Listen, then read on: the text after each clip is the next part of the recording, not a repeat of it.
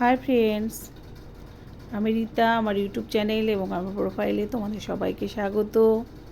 তা আমি আজকে কিন্তু একদম খুব সাধারণ একটা রেসিপি নিয়ে এসেছি, যেটা আমার মনে হয় আমাদের প্রত্যেক বাড়িতেই এটা হয় এবং মাঝে মাঝেই হয় এটা।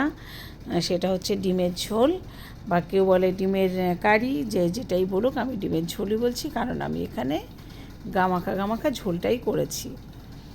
তো এখানে প্রথমে অবশ্যই আমি ডিমগুলোকে সেদ্ধ করে ছুলে নিয়ে রেখেছিলাম। তারপর কড়াইয়ে তেল দিয়ে ডিমগুলো আর আলুগুলোকে নুন হলুদ মেখে একটু আমি কড়াইয়ের তেলের মধ্যে দিয়ে দিলাম, একটু ভেজে তুলে নেব বলে।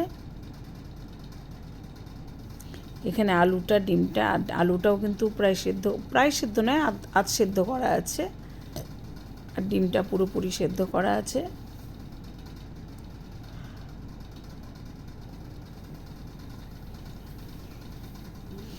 এবার এই ডিমগুলো ভাজা হয়ে গেছে, আমি তুলে নিলাম একটা পাত্রে।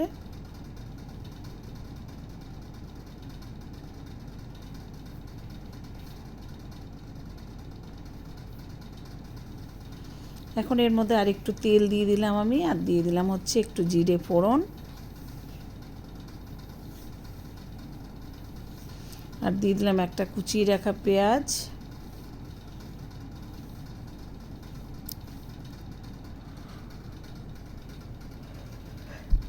পেঁয়াজটাকে আমি একটু ভাজা করে নেব, লাল লাল করে। তো পেঁয়াজটা ভাজা হয়ে গেছে। এখন এর মধ্যে আমি মশলা বলতে আমি দিয়েছি এখানে পেঁয়াজ, আদা, রসুন আর লঙ্কা, আর কিছু না। পেঁয়াজটা যেহেতু কুচিয়ে আমি বেশি দিয়েছি, সেই জন্য আমি খুব অল্প পেঁয়াজ দিয়েছি এখানে পেস্ট করে, আর দিয়েছি একটু আদা, 3 থেকে 4 কোয়া রসুন, আর দিয়ে দিয়েছি লঙ্কা 4টে, দিয়ে পেস্ট করে নিয়ে এর মধ্যে দিয়ে এবার মশলাটাকে আমি একটু ভালোভাবে কষিয়ে নেব। আর এর মধ্যে দিয়ে দিলাম অবশ্যই পরিমাণ মতো হলুদ। এবারে আমি পুরো মশলাটা ভালো করে কষিয়ে নেব।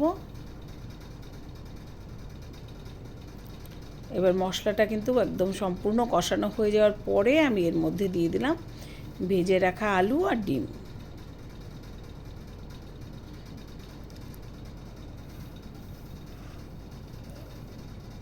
ভেজে রাখা আলু আর ডিমটা দিয়ে আমি একটু আবার কষিয়ে নেব। সামান্য একটু আমি জল দিয়ে নিলাম।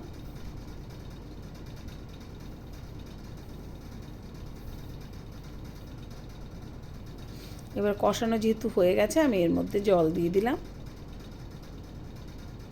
আলু ডিমটা তো সেদ্ধ করাই আছে, সেই জন্য খুব বেশি জল দিতে হবে না। মোটামুটি যেরকম পরিমাণে ঝোল রাখবে সেই পরিমাণে জল দিলেই হবে।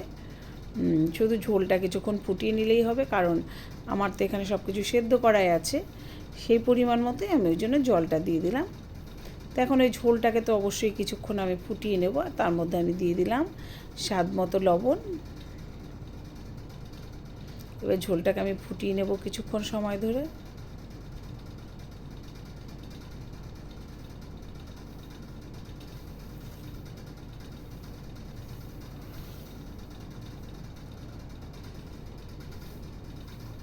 তো এই যে ঝোলটাকে কিন্তু আমি খুব ভালোভাবে কিছুক্ষণ ধরে ফুটিয়ে নিলাম।